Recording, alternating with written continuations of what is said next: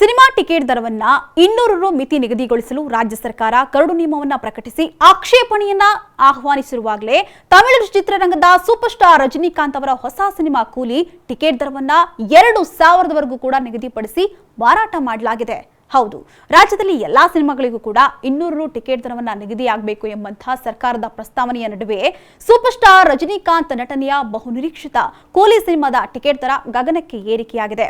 ಇನ್ನು ಆಗಸ್ಟ್ 14ರಂದು ಮುಂಜಾನೆ 6 ರಿಂದಲೇ ಪ್ರದರ್ಶನಕ್ಕೆ ನಿಗದಿಯಾಗಿದ್ದು ಬೆಂಗಳೂರಿನಲ್ಲಿ ಟಿಕೆಟ್ನ ಗರಿಷ್ಠ ದರ 2000 ರೂಪಾಯಿಗೆ ಏರಿಕೆಯಾಗಿದೆ. ಇನ್ನು ಬೆಂಗಳೂರಿನ ಎಂಜಿ ರೋಡ್ನ ಸ್ವಾಗತ ಶಂಕರ್ನಾಗ್ ಥಿಯೇಟರ್ನಲ್ಲಿ 2000ದಿಂದ 1500 ಬೆಲೆಯ ಎಲ್ಲಾ ಟಿಕೆಟ್ಗಳು ಸೋಲ್ಡ್ ಔಟ್ ಆಗಿದ್ರೆ ಎಂಜಿ ರಸ್ತೆಯ new fan glade ಮೆನಿಫ್ಲೆಕ್ಸ್ನಲ್ಲಿ ticket rate 2000 ರೂಪಾಯಿ ಇದೆ.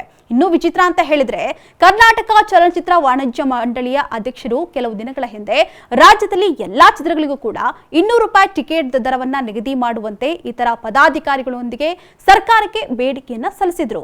ಆದ್ರೀಗ ಅವರ ಒಡೆತನದ ಥಿಯೇಟರ್ನಲ್ಲಿಯೂ ಕೂಡ ಕೂಲಿ ಶೋ 1ರ ಟಿಕೆಟ್ ದರ 800 ರೂಪಾಯಿ ನಿಗದಿಪಡಿಸಲಾಗಿದೆ.